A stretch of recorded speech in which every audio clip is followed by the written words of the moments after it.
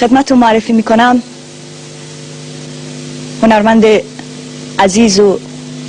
ارزنده خانم هایده.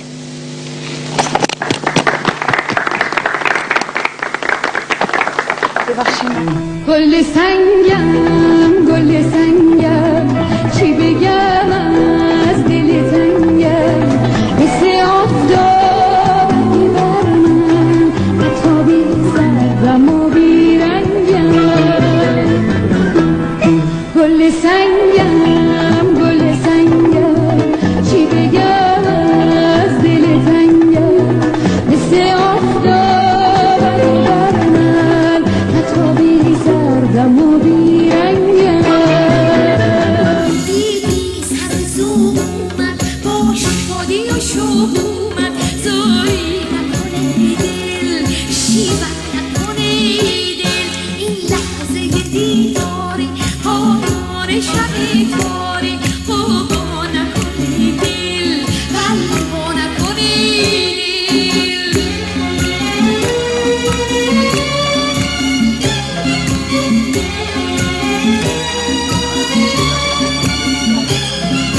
خسته تر از خسته ام شیشه بشکسته ام عشق تنها چهره دارم عشق تو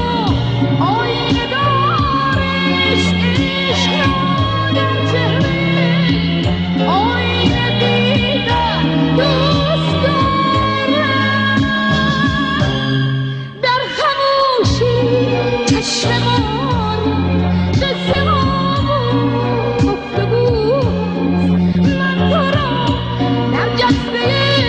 محراب دوست دارم روز نوروز بچینی گل سرخ و سر راه نگاه فرش کنی روز نوروز بچینی گل سرخ و سر راه نگاه فرش کنی دلبر یاد بپرسی کار کی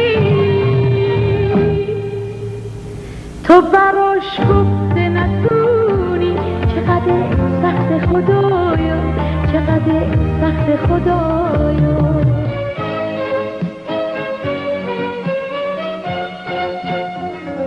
دل میگه باز فردا رو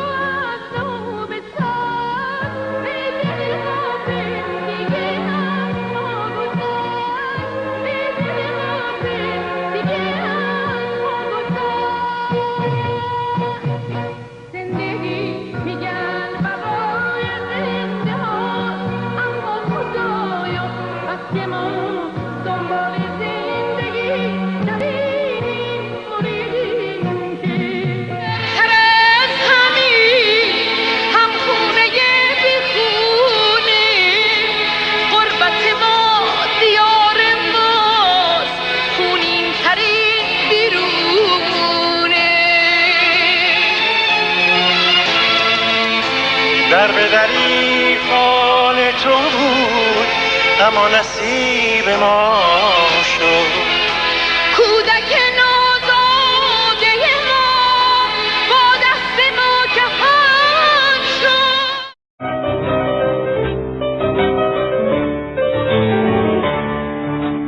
امیدم را مگیر از من خدایا خدایا خدایا دل تنگ مرا اشکن خدایا